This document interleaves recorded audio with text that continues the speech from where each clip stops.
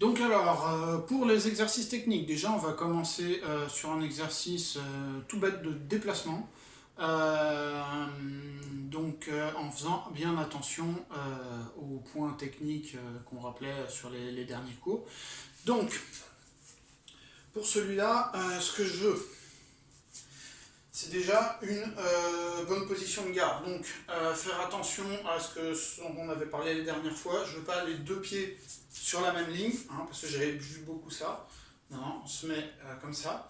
Donc ensuite, vous faites attention, là, vous portez sur cet exercice sur les fessiers bien engagés. Donc vous devez avoir les fesses contractées et une tension dans la jambe arrière. Donc je rappelle, la jambe arrière, elle est sous tension, mais elle n'est pas tendue. C'est-à-dire que vous ne devez pas avoir le genou ici en hyper-extension. Ça c'est dangereux. Donc très légère ouverture à ce niveau-là. Donc la jambe sous tension, on a les fessiers contractés, donc normalement vous avez le bassin qui part légèrement en avant, vous devez sentir que vos abdos se contractent légèrement. Donc voilà. Et ce que je veux comme exercice, tout simplement, l'exercice vous allez pousser, glisser la jambe avant, pousser, glisser la jambe avant, pousser, glisser la jambe avant, pousser. Voilà. Donc vous devez bien sentir que ça vient, que la poussée vient d'ici.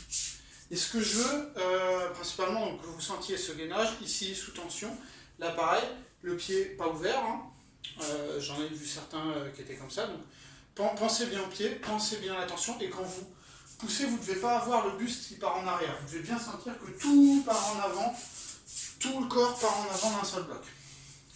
Donc ça, ce que vous pouvez faire en termes de nombre de répétitions, donc ça dépend de la place que vous avez, si vous pouvez faire...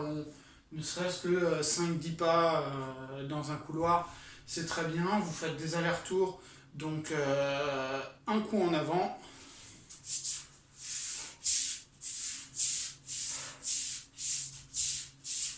Et l'autre en reculant. Donc, je rappelle pour le recul maintenant. Vous devez avoir donc la même chose, une tension. Quand vous reculez, vous poussez sur la partie avant du pied, vous reculez et vous envoyez le pied en arrière. Le pied arrière, il part en arrière. Donc pour éviter d'avoir le mouvement de bassin et du corps qui part, lui, tout en arrière. Alors, vous devez toujours avoir le corps qui est sur l'avant, qui est prêt, si jamais votre adversaire vous attaque à ce moment-là, qui est prêt à réagir. Parce que si vous faites ça, là, dès que mon corps part en arrière, c'est fini. Donc vraiment...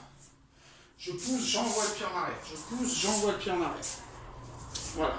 Donc ça, si vous pouvez faire 5 allers-retours comme ça, 5-10 allers-retours comme ça, suivant la longueur que vous avez, ça sera très bien.